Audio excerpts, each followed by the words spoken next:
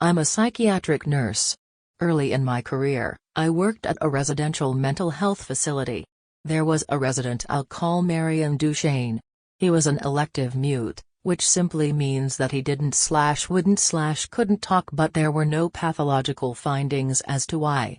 He had spoken earlier in his life and in fact seemed quite normal back then, with the notable exception of being close to 7 feet tall. He'd been raised in the Deep South and joined the military when he was 19. After boot camp, he was stationed somewhere in the South. One night, he just vanished. It was declared an AWOL for years, and finally he was declared missing and dead.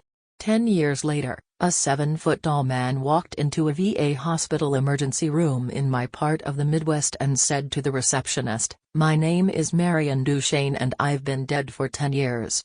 Those were the last words he ever spoke.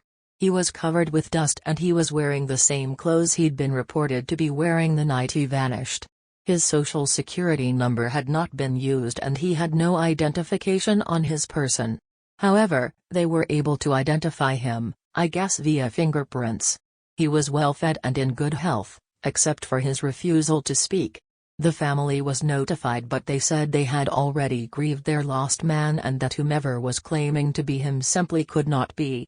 They said he was a haint and a stand-in for their dead relative and demanded not to be contacted again."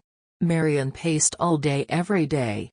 Not in a frantic way, but just lumbering up and down the halls and outside.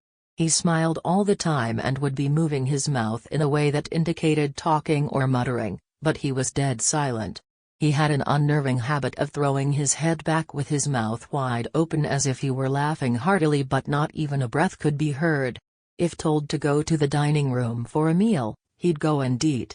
But if nobody told him, he just kept pacing, never indicating hunger. If offered a cigarette, he'd smoke it in an oddly formal way, almost delicately, if that makes sense. But he never seemed to crave smoking. The man wanted nothing. If I talked to him, he appeared to listen, periodically throwing his head back in that laughter-mimicking way of his. There was nothing to do for this man. Various medications were tried, but they did not affect him either positively or negatively.